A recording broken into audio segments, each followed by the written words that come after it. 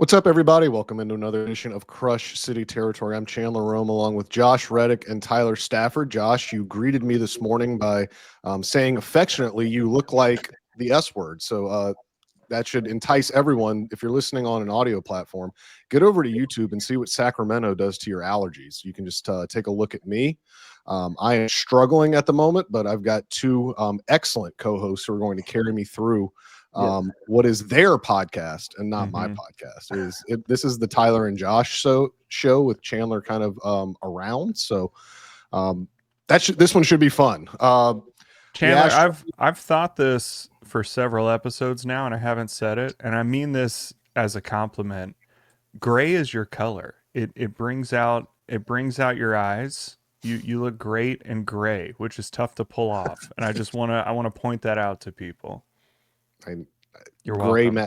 Gray does match my general demeanor. I know it's very funny, but you're probably pretty happy there's no day game today because you would just be absolutely miserable if there was a day game today. Oh my God! I'm highly upset that there is no day game today because to heck with these late nights and early mornings. I mean, I will counter with the fact that it was 100 degrees in Sacramento all afternoon yesterday. I don't care. It was. I grew up in Louisiana with humidity. Like I can deal with heat. 100 degrees is 100 degrees. Like the A's banged on field BP yesterday. The Astros took some at Suter Health Park, and then it translated because they completely bludgeoned the A's and they're the worst pitching staff in baseball. And the Astros are doing what you should do against a bad team. And I think that's kind of where this thing needs to start, guys. The Astros have won 15 of their past 21 games. They have opened a 5.5 game lead in the American League West. They trail only the Detroit Tigers for the best record in the American League, which is pretty wild when you think about some of the lineups they've had to run out there the last couple of weeks. When you think about they haven't had Yordan Alvarez, when you look at some of the guys they have started in some of these games on the mound, it's remarkable. The saying always goes that the Astros are inevitable, and I think this is bearing fruit. But you look a little closer at this 15-6 stretch across these past 21 games. They've played the A's in 5 of them. They've played the Pirates in 3 of them. They've played the White Sox in 3 of them. So for both of you, is this just beating up on bad teams, or do you think this is truly a turning point where the Astros are kind of asserting themselves as a force in the American League? Are there good teams in the American League? I mean, there are teams that are or the West for that matter. Yeah. What do you want them to do?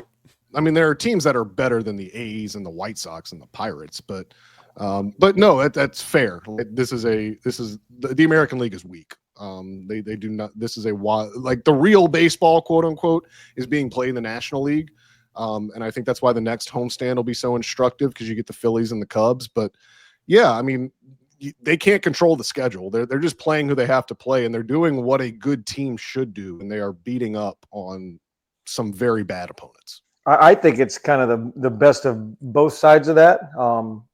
It's always positive to see these guys win, but not only win, like they're putting up some serious numbers against some guys here lately. So I think that can kind of speak volumes for itself.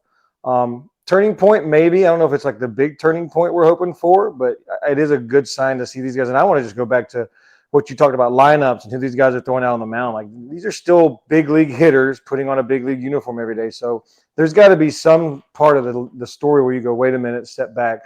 Yeah, these teams stink, but at the same time, they still have to get the job done because the A's went lost 20 of 21 before winning a 7 or 8 straight.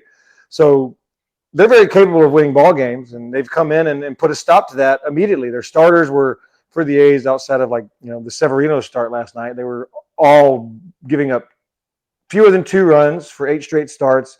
So for them to come in there and do what they did to JP Sears, which is exactly what they did last time, and going out there and grinding, I think can say a lot of things more than it cannot.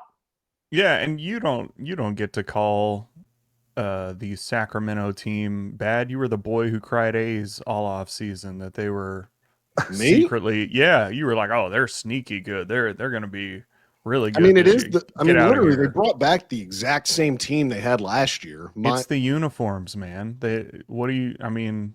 Ever since Josh left, he put a curse on them, and they can't win. I don't believe it. Same with the Mariners. Like I don't believe it. And until it happens, I do not believe that those are good teams. It's literally the uniforms, and it's the same thing. Josh Hader had a similar a quote a couple days ago about just this is what the Astros do. They just bring in dudes, and it's something about the organization, the uniform, whatever, something in the water where I don't believe that any other team in the AL West is better than the Astros until they prove it, and they keep doing it over and over and over again. I don't know what it is. Maybe I think this year it's the vibes of everybody pointing to the bullpen after they get a hit. Do you know who started that, Chandler? Do you know? I don't. I think Stephen Okert has a lot to do with it. Stephen Okert has really become like a lighthearted, like very much a vibes guy in the clubhouse, especially in the bullpen. And Josh, you know this better than anyone. Like relievers, that's their thing. Like they are the vibes guys. They are they can be the quirky, zany kind of people in any clubhouse. I think so. I think Stephen Okert has something. Will Harris. Do what?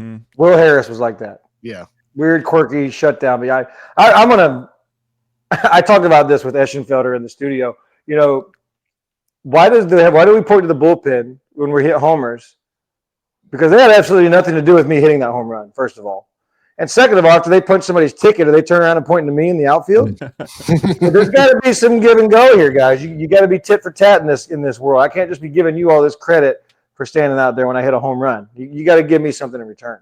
I do. I mean, truly though, I think there is something to be said about the way that the Astros are playing with so much confidence and fun, where it doesn't feel like there's a fine line between not taking it seriously and not being too worked up, right? Like last season when the Astros stumbled out of the gate, it felt like every game was just, life or death, and everybody was just panicking the whole time. And yes, they're focused, they're trying hard, but it was just panic. And this year has just felt completely different. That every game, it's like they're going out there as if they're the 2019 Astros, where it's like we just expect to win every single day, and they're doing it for the last month. I mean, they've been better than every team that they've played, and it's not like they're just fluking their way into it.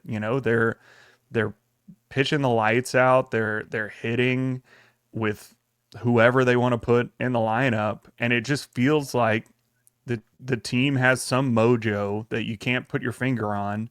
I mean, these things come and go. They're hot right now. They're gonna have a cold stretch at some point, but it just feels like the makeup of this team is different than it has been in the past few years. And it seems like this is the point of the season where everything's vibing. You talk about pitching, you talk about hitting. Their defense is absolutely phenomenal, minus one little play last night, obviously. But I mean, you look at the plays that have been made this series alone in 3 games, and defense is becoming a big part of their success on top of everything they're already doing. So it just seems like everybody's on the same page, and we talk about that. There's always times where hitters are hot, pitchers are not, vice versa, bullpen, blah, blah, blah. But at this point in time, it just seems like whoever they hand the torch over to, they're going to get the job done. And to kind of rewind about clubhouse vibes and uniform changes, like these guys know when they come in, like the Astros are such a, win-focused team, I guess would be the best way to put it. When you walk into that clubhouse, only in Houston, it's a completely different vibe, especially coming from all these other places teams come to. But I think they have the understanding, like, look, we may not be the 2019 Astros, but we're still the best damn team in this division. We're still very good, and we need you to do that. Like, you look at guys like Jason Alexander, for example. 2 days ago, guy was just, I don't want to say atrocious, but there was a reason the A's let him go and put him on waivers, and then he turns around and gets picked up by these guys, and all of a sudden starts using his changeup, 20% more than he usually does, and shuts down a team that's not known for their hitting, but it's still a promising sign to see a guy like that come in there and do well. I mean, we talked about that in the prospect ranking episode, where the Astros have had, a bottom ranked prospect system for the better part of the last 5-10 years, since the big guns came up 10 years ago. but it feels like anybody that they call up from AAA is gonna go 6 and give up 2 runs. And George Costanza did it the other day, and I mean, I don't know what it is. It's baffling, but it does feel like it's just something that the Astros think that they can do. And I don't know if it's, just they think it and so it manifests it into that happening. But it feels like anybody that goes out on that field right now feels like they are part of a winning team and can contribute to that. No matter what they were doing 2 days ago in AAA, or if they got cut by the Red Sox or the A's or whoever, it doesn't matter. They feel like they're better than every other team. Yeah, it's very cliche, but the vibes are high. And it's one of these things like this is also cliche. Like you talk about, good teams find different ways to win. Like the Astros have found different ways to win in this stretch too. Like they had a couple walk-offs. They had a couple games where they had to be aggressive on the bases, go first to third, really play some small ball, get runners into scoring position, and then, hit the ball the other way and drive them in. And they've also had games where the pitching's just been incredible. And I think that like, we can talk about like unquantifiable vibes and culture and all that, but like at its core, like this team is pitching the hell out of the ball. And when you do that, you are going to be in every game. It doesn't matter the opponent, doesn't matter how well you're playing, how not well you're playing. When you are pitching well, you're going to stay in every game. And that's really where this begins and ends with, Jason Alexander came up the other day and contributed to it, but it just does seem like whoever Josh Miller and Joe Espada hand the baseball to go out on the mound, like they're going to give you a chance. And that is a luxury that not every team has. And the Astros are thriving with it because they're thriving off of each other, and they're thriving off of, guys that I don't think anyone envisioned before. I don't think anyone's mapped out a rotation in spring training that included Brandon Walter, Colton Gordon, and Jason Alexander. But here we are, and the Astros are the second best record in the American League somehow. They did suffer another pitching injury this week, and we will talk about that right after a message from our friends at Foul Territory. It might be that time. If you're looking for a new car, there's one place to go that is going to take care of you, and it's CarGurus. Yeah. Looking for a car should be fun, not exhausting. Everywhere else, it's exhausting. You're dodging people. You're trying to just, can I look at this car? CarGurus, you type in your search, you find the color that you want, it narrows it down for you, and all of a sudden you're like, this has been an exciting experience, and you got a great deal. With over 4 million listings, CarGurus has more car listings than any other major online automotive marketplace in the US, so you can find the best deal. It's no wonder SimilarWeb estimated traffic data shows CarGurus is the #1 most visited car shopping site. Buy or sell your next car today with CarGurus at CarGurus.com. Go to CarGurus.com to make sure your big deal is the best deal. That's CarGurus.com. CarGurus.com. In what is becoming a far too frequent refrain, Lance McCullers is back on the injured list. He sprained his right foot in what Joe Espada described as a freak accident in the weight room on Saturday at Dyken Park. He was getting his workout in, and again, Lance is not on the trip to Sacramento, so we haven't had a chance to discuss what precisely happened, but just sounds like he was getting a workout in, something went afoul with his foot, and now he is on the IL for the next at least 15 days. At this point, it's just kind of like what more can go wrong for Lance at this point. He had really kind of just started to find his footing and become a real stable member. Find his footing. Huh? Well, I didn't even that was not intentional, but I'll play it off as if it was. Had really started to kind of become consistent and be like, you weren't worried about him every start. You weren't like watching him differently than you were watching every other starter. I think it's in some ways it's a blessing in disguise a little bit, because I think they were always going to have to be careful with him. After a 2-year absence, they weren't going to probably throw him for 170 innings. He probably wasn't going to make every turn in the rotation. So in some ways, this is a nice, maybe a blessing in disguise to give him a little bit of a break. again, while they're playing well, while they're 5.5 up in the division, they can afford to give him a little bit of a break. But guys, another setback for a guy that cannot catch a break. Yeah, it's not the arm. So that's the best thing that you can say is that it wasn't, dead arm. It wasn't fatigue. It wasn't shoulder messing up, whatever. I'll take a foot injury at this point. And look, Lance is getting older. I feel like I got to imagine we're similar ages. I was doing Cosmic Kids yoga on YouTube with my daughter the other day. Highly recommended. She does it to like Pokemon, or there's a Spider-Man one. Josh, you can do the yoga. But I was doing one of the poses, and I pulled something in my back. So I'm with you, Lance. You and I were both working out. We got hurt. It happens. We're getting old. But like I said, it's not an equal arm. Human specimens too. Mm-hmm. Yep. So it's not an arm. So at this point, you just go, look, sometimes weird things happen. And you're right. He was going to need breaks throughout the season anyway. So we're going to give him one pass of, hey, you know what? You get one non-arm IL stint this year, and we'll be okay with it. If other weird stuff keeps happening. Josh, were you on the team when Keuchel slept weird and then missed like a month? I think so. I want to say I think so, yeah.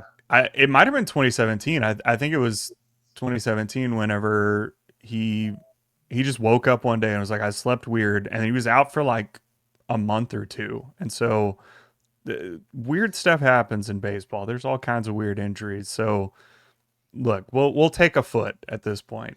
Mm-hmm. Yeah, it's I don't even have a word for it. I was going to try to think of a word. Don't have one. Go ahead, Jim.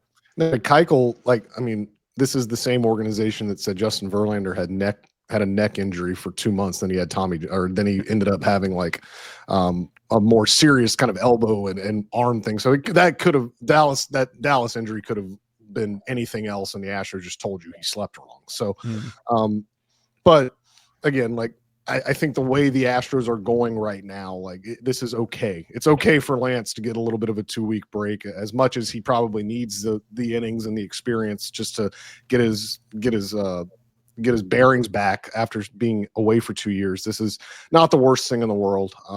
As far as other injuries go, Christian Javier is going to throw a live BP on Friday in West Palm Beach, which is a meaningful step forward.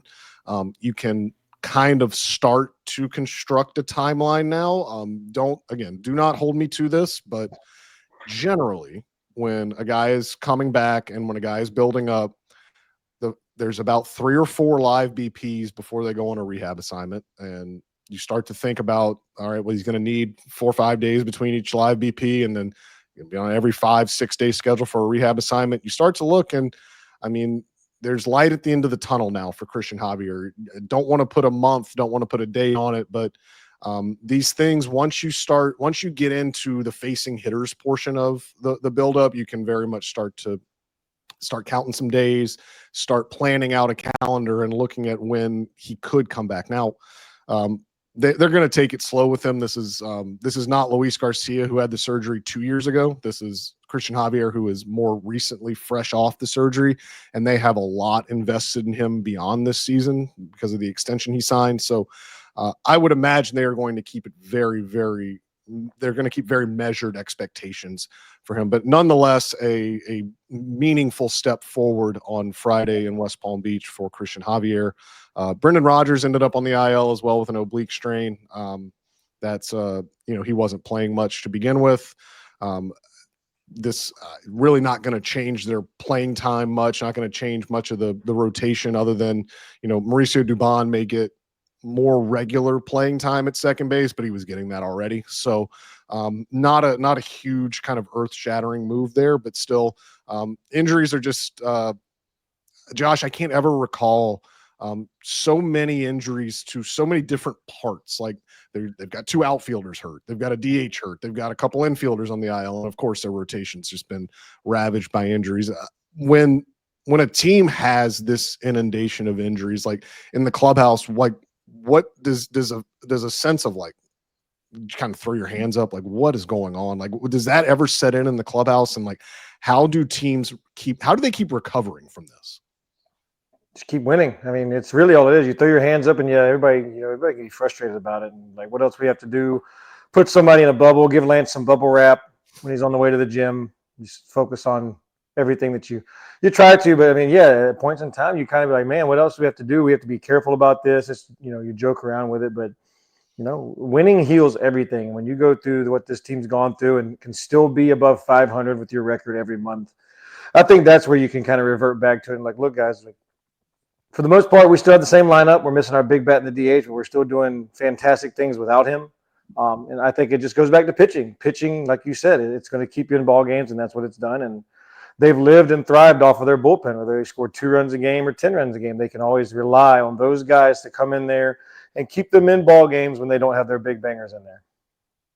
How much I don't know if we've talked about this, the three of us, in general, like how much managers matter, or when things are going good, when things are going bad. We've talked about the hitting coaches. We've talked about like assistant kind of coaches, but how much credit does Joe Espada deserve for this? And I mean, you start to look, and I mean, AJ Hinch, what he's doing in Detroit, obviously that's going to garner a lot of manager of the year discussion, but Joe Espada's got to be right there because look, he's not hitting or pitching. He's not going out there and taking any swings, but there is something to be said about guiding this team through as much turmoil and through as many injuries as he's had to. And to have them 5.5 games up in the American League West with this roster, with the current roster that they have, you have to give Joe Espada a lot of credit for guiding this team to where it is.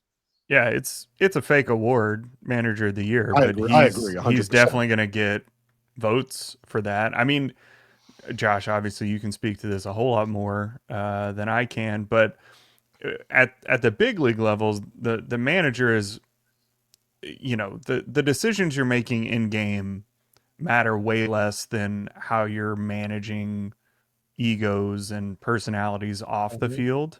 And again, the vibes are high with the Astros. Like it's a team that seems gelled together.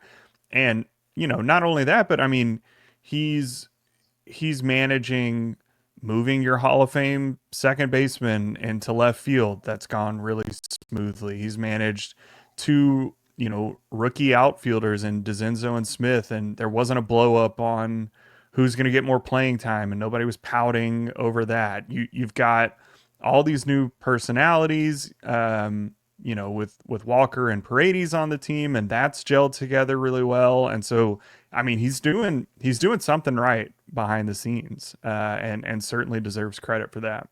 And then most of the time, managers, in my experience, usually stay out of the clubhouse and away from team meetings. And I mean, I think that's more of a winning team mentality too, because I've been on an A's team that was just atrocious, and even back then, like Bob Melvin wasn't trying to overmanage us. He wasn't trying to be a helicopter coach, so to speak, to make sure he was kind of keeping sure everybody was happy. They do such a good job of players now managing their own clubhouses and their own team that they stay out of there until something crazy goes, until something big maybe happens, and they have a little team meeting. But for the most part, Joe's been around long enough, especially in that clubhouse, that organization. So he's been there long enough to know how it should be ran, what it takes to get all the moving pieces in the right direction. So, and sometimes silence is the best fix for it. You just stay out of the way and it'll fix itself, and just hang out in your manager's office, talk to the media, and move on. Chandler, do you have a sense of who that guy is in the Astros clubhouse this year? I mean, they lost Bregman, who played a really vocal role in the clubhouse. Obviously Altuve is the guy, but we've talked a lot that he is not the vocal leader of the team. Do you have a sense of who's kind of the guy in the clubhouse that's, helping gel people together like this? Honestly, like no real vocal leader in me looking at it. There's been no real vocal leader to emerge. Altuve is just going to, you look at Jose Altuve. I'm talking from a player's perspective. Like you look at him and like you automatically like want to play well. Like that's kind of the sense I've gotten, is just like Jose Altuve leads just by his presence. He leads by being there, by posting every day, by being as selfless as you were talking about earlier, to switch positions, go to left field. Like in just him doing that, the act of him doing that, like, makes people respect him more and makes people want to play harder and play for him, play for kind of the thing, what all he represents. Mauricio Dubon should not be overlooked either. He's a very, very under the radar glue guy. Yep. Like, he has taken Cam Smith under his wing and like been very, very much a mentor to him. He and Jordan are very close. He is a guy that he's probably the closest thing to a vocal, like a real vocal guy that they have. But again, I don't think Mauricio Dubon's going to be the one, like, when they go on a little bit of a rut, he's not going to be the one flipping the spread in the clubhouse, calling team meetings and like ripping into people. They don't have that guy. Christian Walker, even though the results have not been there, I think just having him as just a steady veteran voice coming from the outside, coming from a guy that has been in a couple different organizations, I think that has helped as well. But there really isn't like the Bregman or the Correa, the guy that like is the unquestioned alpha that kind of the clubhouse revolves around. That hasn't presented itself, but it really hasn't had to, because they, like, again, when you're struggling is when all the team meeting stuff comes out, right? Like, all the team meetings we heard about last year was when they were 12-24. And then in 2023, when they were spiraling in September, you started to hear about the team meetings. Like, this team hasn't struggled that much. Like, this team hasn't had, there haven't had to be the vocal leaders stand up and like do anything drastic. So maybe as the season goes on and like they inevitably get into a rut that every team gets into, maybe one of them presents themselves. But Josh, sometimes like clubhouses don't really need like the rah vocal guy. Sometimes it's just kind of understood. Like, we've talked about culture and we've talked about kind of just, you walk into the Astros clubhouse and there's an expectation to win. There's an expectation to be competent and to be the best team in the AL West. Like, they don't need a voice to tell them that. It's just kind of understood. Yeah, I agree with your Dubon comment too. This is a guy he's not vocal, but he's still kind of that loud, goofy character who keeps everybody happy and on their toes. So I think that speaks volumes for him. He seems to be obviously well liked by everybody from top to bottom, from coaches to players to everything. But you know, one thing that we overlook a lot in baseball is you take away team meetings, but you put in the place of those team dinners. Like, they just had a team dinner 1 or 2 road trips ago, right before the month started, and look at what it's done for them. They got the best record in this month. So those team dinners can be very crucial, because, you know, those team dinners are always when you fly into a new city after a day game, you get the night game the next day or an off day potentially. So, you know, there's some beverages being thrown back by the boys, and, you know, you're getting loud. You're in a nice restaurant. You're always in like this party room. So everybody's just kind of loosey-goosey and kind of just having a good time. And those can be way more beneficial than having that serious, tensed up team meeting where everybody's kind of like sitting in their chair and slouched over, as opposed to having a few drinks in them. Everybody's feeling a little bit more loose. Vocal cords get a little more vibraty, and everybody can kind of be out there, and you can talk to guys and they don't get offended. Like, everybody's got a little buzz going. You know, I can go over here, like, I can go walk across the table, give Justin Verlander a piece of my mind while we're both having a little cocktails. He's got some wine. I got a little Tito's drink. You know, we're going to sit there and we're going to talk it out, and then we're going to laugh about it, move on, and go eat our steak in 20 minutes. So I think those team dinners that you may, or like, you hear about them, and then there's some that you don't hear about too. And I think that those can be very crucial and beneficial for teams. And I think this team vibes on that more than they do the team meetings at the ballpark. Who picks up the tab at those team dinners? Well, for me, it was always Verlander. I mean, it's always the guy who has the most money, most money or the most earned that year. And, you know, it's funny because when we had those dinners, you know, we had guys who had money. We had, you know, we had McCann. We had, I'm going to throw myself in there, like Carlos Beltran had made a lot of money, like all these guys. And then you try to go give JV your credit card, like, hey, man, let me split this. And like, they slap your hand away and tell them to get it out of your face because they have a lot more zeros in the bank than you do. And you're like, all right, well, then you pay for it, then that's fine. I was just trying to be nice. And I learned that lesson early from John Lackey, not to pull out your wallet or your credit card around those guys, because they get offended. And John Lackey almost fought me for it when I was a rookie in Boston. So that doesn't sound like John Lackey. No, not at all. You? No, not at all. It was great because I didn't pay for any alcoholic beverage or food that whole year. It's pretty good. So you were just pocketing that $38 per diem or whatever you get on road trips? No, it was over $100. It's like $100 a day. It's the dream. So yeah, and then the best part about it was we had I think we were actually in Houston We went to some country bar, and he had beat me there, and I was like, all right, well, I'm gonna go get a drink, and I walked to the bar by myself, and as soon as I hit my wallet, I got punched in the arm. Pretty hard, like not, think somebody that would punch you kind of easy. Well, I turned around and squared up, and I looked, and I went, oh, hey, Lack. He hands me $100 bill and goes, Red, I just got an $80 million contract. You ain't buying drinks in front of me. Like, okay. And then I went to go give him his change, beating Tito's and Red Bulls, like probably $9 at the bar. Like, here's your $90 back or whatever after the tip. He goes, Red, I don't need that money. Put it in there for the rest of the night. I'm like, yeah, right in the pocket. Yeah, and the drink. No, his card's on there. It's fine. It's fine. Oh man, I want to be a baseball player. Yeah, I pocketed a lot of money just from being in the vicinity. Someone who's learning all this very quickly is Cam Smith, who is continues to blossom, continues to thrive. Tyler, I know you're excited, but temper your excitement, because we'll talk about Cam Smith right after a message from our friends at Foul Territory. It is summertime. We are in the thick of golf season. It's always golf season down in Florida, but we're in the thick of golf season across the country, and someone's looking to get a new club. That logo should say it all. PXG. What do they do? Go get fitted. Go get fitted by one of their master fitters, professional fitters. I've done it. It's helped shave many strokes off my handicap. It is worth it. It's educational. You learn about not only clubs, you learn about shafts, you learn about grips, you learn about angles. They have all the numbers, all the setups that you need to help improve your handicap. You feel like a VIP when you're there. 100%. They even help my putting, which needed help. There. They help your putting there. There. That's how cool it is. So schedule your fitting today, and for a limited time, you could save up to 20% on your entire order. Head over to pxg.com/foul. That's pxg.com/foul to save up to 20% on your entire order. pxg.com/FOUL. Restrictions apply. See site for details.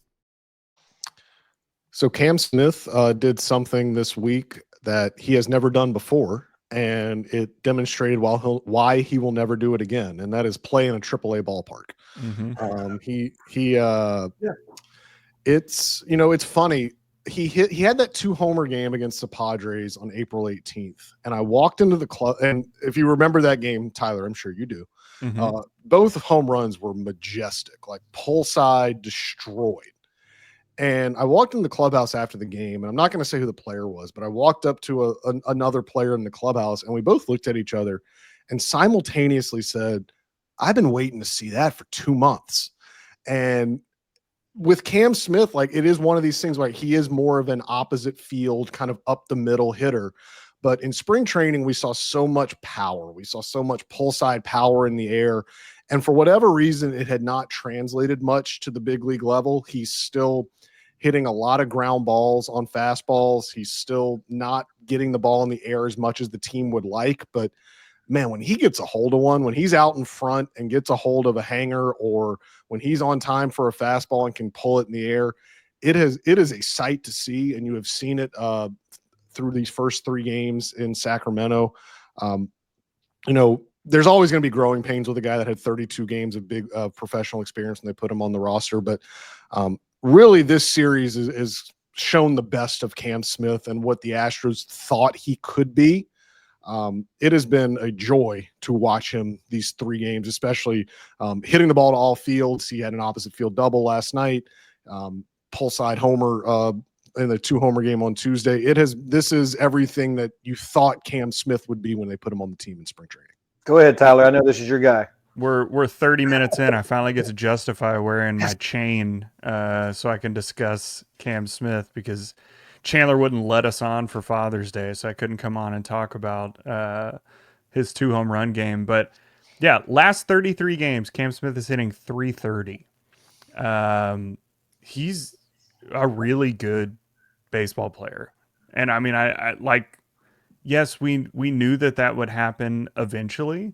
But again, I mean, he didn't play in the minor leagues, and it is remarkable how much he has adjusted to major league pitching. And, we talk about the pull side power. It almost feels like for the first couple of months, it was just him knowing, look, I'm up here. I need to be productive. So I need to try to, stay behind the ball so I can hit it to the opposite field so I can at least be productive and not take these big pull side swings. Obviously, he has the power to do that, but you just imagine that as he gets more confident, he can start to look to pull the ball more, because it does feel like a deliberate approach. It's not like he's built to only hit the ball to the right center gap. He certainly has the ability to do that, but I mean, he's just a bona fide good major league player. I'm sure you guys saw the MLB's accounts rookie of the year voting of the Not top even on the five. list. Not even on the list. He's leading Ridiculous. He's leading all right fielders in the baseball with outs above average. He's the best right fielder in baseball. Yeah, I mean, look, I'm not going to argue about Jacob Wilson. He's been phenomenal. That's fair to have him up there. But Cam Smith has been incredible the entire year. He's doing it in a lot of different ways, which again, I think speaks to the sustainability of his success, that it's not just that he's pulled 15 homers and he's hitting 230 around it. Like he's hitting all kinds of ways, whether it's those singles right back up the middle that he does a lot. He had the walk off, the first one in his career, which is cool that he'd never had one any time in his baseball career. Had that one. I mean, he's ripping doubles down the line. He's putting them in the gaps. He's hitting just moonshot home runs, and he's shown a really patient approach, but it's not a passive approach. It's not one that he's just sitting up there and then starts panicking once the pitcher gets 2 strikes on him. He's looking for a pitch to hit of what he's wanting to do with it. And he's been one of the best hitters on the team for the better part of the year.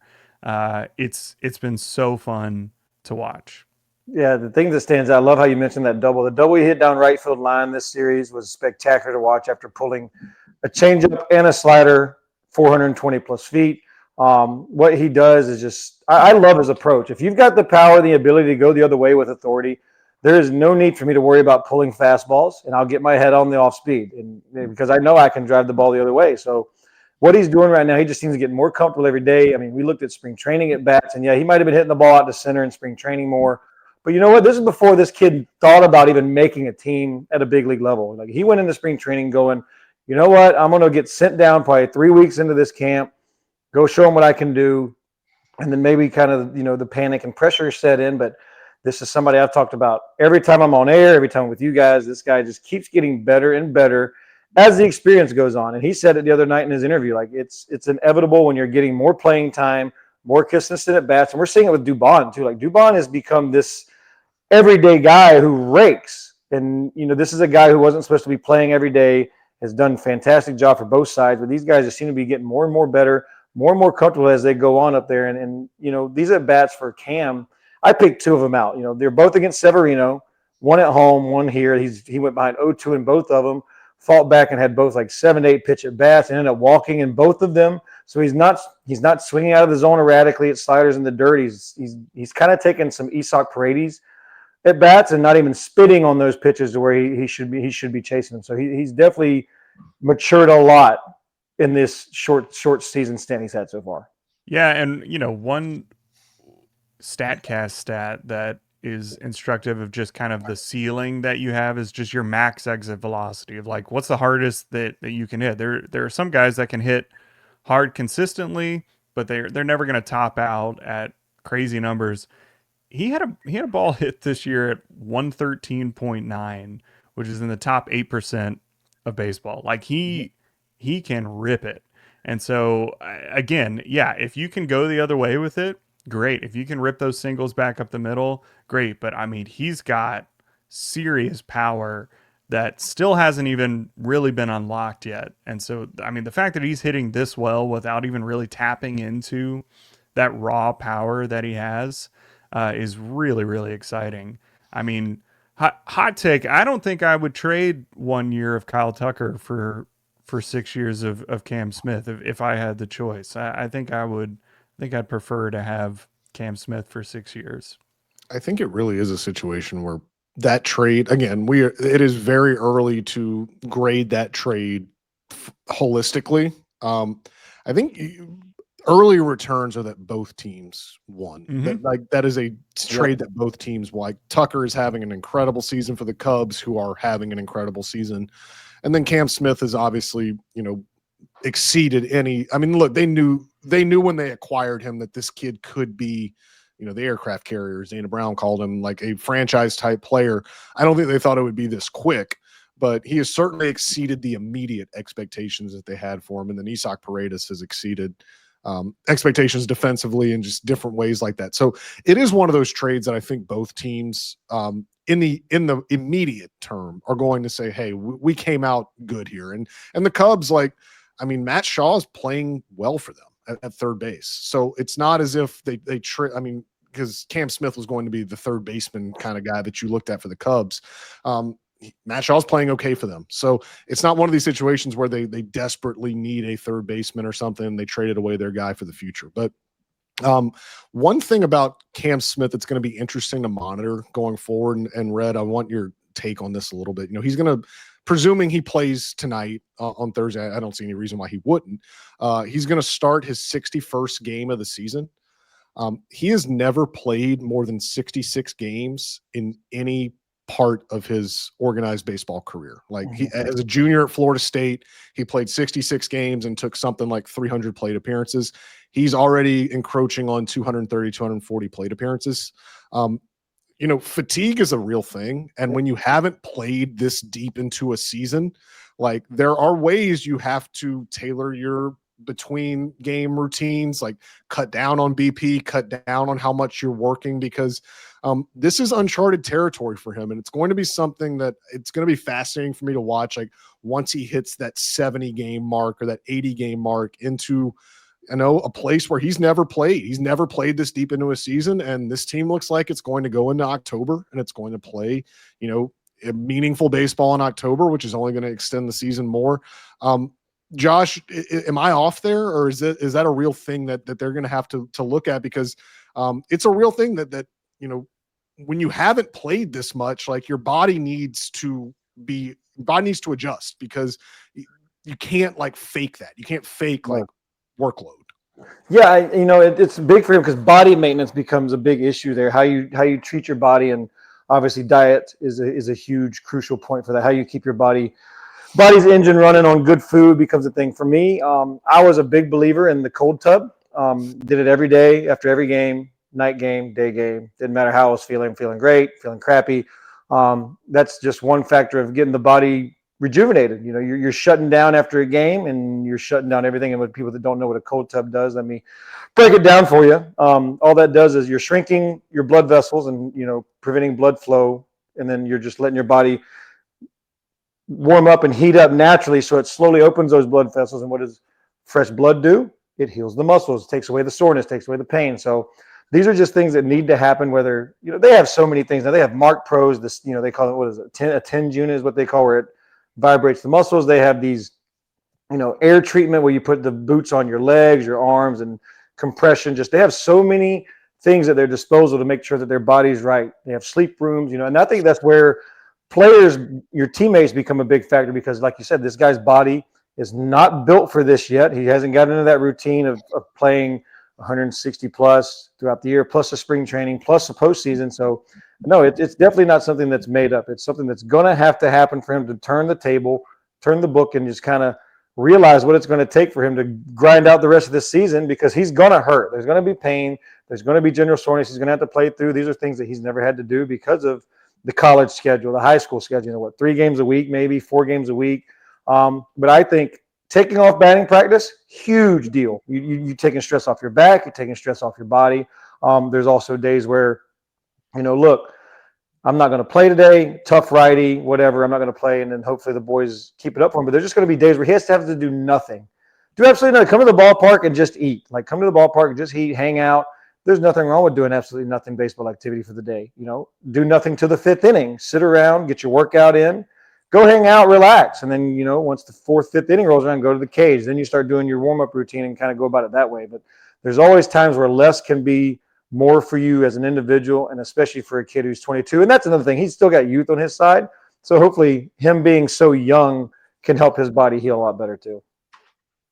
Well, if he needs anything to do, like getting away from baseball, the offer to go to the zoo with Tyler is always open. I'm ready. The penguin exhibit was great. I loved the underground tunnel. My favorite with animal. the seals over it with the, they're swimming over the top of you. Yep. Listen, if you need a mental break, I'm down. That's a lot of I have a great pool. He can come hang by the pool, me and the boys too. Okay. Here we go. Tyler, you can come over too. It's fine. We've got great plans for rest. And it's not a lot of walking, Chandler. Obviously, you're not a zoo head because it's the first thing right on the right. You can just walk straight in there. You don't know anything. Penguins on the right, reptiles on the left, right when you walk in, Chandler. Yep. Got to go see the cool pythons where they replaced the albino alligator that finally died. R.I.P. I called it the Jim Gaffigator for a while, which I liked, but it's gone. But yeah, look, we're ready. I agree, Chandler. I think that's a great idea. Josh, you mentioned mindful of his body, what he eats, and everything. There was a great profile of Cam Smith done by Christy Reekin of the Associated Press, and within the story, she reported that he has never tried caffeine, and he has never had a sip of alcohol. Which, like the sip of alcohol, there's a lot of ball players that don't. I believe the alcohol one. I'm not sure about the caffeine one. I mean, he told Christy that he has never tried anything with caffeine. So what you're saying is when August and September roll around, we might see a Red Bull in his hand every now and then. Oh, that's way too high of a step up. He needs like a Dr. Pepper first to see if he can handle it. Get him a vanilla Coke, 70 grams of sugar to see where he goes off from there. Well, definitely can't be Celsius. Did you see that, Josh? That MLB I'm a monster guy. Celsius is not good. MLB said don't drink Celsius because it is turning up results for PEDs. There's something in Celsius that's like turning. I'm transitioning right now. Then today I'm transitioning to Celsius. Oh man, is that gonna be the latest? Is that gonna be someone's latest excuse? Like when when the next veteran gets popped, like when like Profar got popped a couple weeks. Drink a Celsius. Crushing Celsius. I drink a Celsius. Like, isn't it the worst? Every person that gets popped. Oh, I didn't know I was taking it. We'd have so much more respect. I got popped. You know what? I took it. I'll serve my suspension and come back in 80 games. Like. What was Tatis's ringworm? Tatis he took something for ringworm. Ringworm. Who was it that had the foot cream? Somebody had a foot cream or something years ago. I forget who that was, but yeah, that's going to be the new excuse. The new excuse should be I drank a Celsius, and that's a pretty good marketing strategy for Celsius. It sure is. MLB said we're too dangerous, so that's great marketing. And to go back, Cam Smith already is a very large human specimen too, so I'm sure he's already eating fantastically. But yeah, just something that he has to continue to do, and apparently stay away from caffeine. I don't know how do you get through the day? I'm already. It's almost noon. I've had my Monster and a Coke already. Yeah, that's why this is why I could never be a baseball player. Like I couldn't live. That's why. This is the only reason why I never made the major leagues is because I need too much caffeine. Absolutely. So Cam. Everyone else will need caffeine to stay up late and watch the Astros for the next couple days on the West Coast. A night getaway day game today with Colton Gordon on the mound at this AAA ballpark. At this point, it doesn't matter who they run out there. It just seems like it's going to go well. So maybe they will continue tonight in Sacramento, where you can watch Josh Reddick do pre and post on Space City Home Network. I need to pick the stick. I need to pick the stick win. So guys, if you're listening now, I've got an idea. Pick ideas. I've already picked Altuve, Christian Walker. I had a feeling last night on Christian Walker. It didn't work out for me. I would have been all right if minus the 2 errors. That'd have been good. Oof. And then who was my third one? I can't remember. I haven't picked your boy Cam Smith yet. Should have picked him last night. I got great news. You can pick him every day, and for the last 30. You can only pick him once a series. Okay, well. So maybe today's Cam Smith day with the lefty floating up that slider. Oh man, they're facing a lefty tonight. Yeah, hey, come on. I thought you'd be all over that. They're 6-2. This is their 9th lefty, and we're looking at June 19th. I'm like, face their 9th lefty starter in baseball. Yeah, I'd pick Cam would be my pick to click because the splits are pretty. I mean, obviously it's not a large sample size, so they haven't faced any left-handed pitching, but he has destroyed left-handed pitching. What is the guy? Do you know what the guy throws for the Sacramento, Oakland, West Sacramento A's? I didn't know who he was until I Throws just baseballs left-handed. That's I'll all get you need there. to know. I'll get there. I don't clock in until about 6:30 anyway, so Yeah. I'll get there. So I'm gonna go with Cam Smith. Okay. And when he does well, I need the tag. I need some tagging on Instagram and on X with your chain, Tyler. Mm-hmm.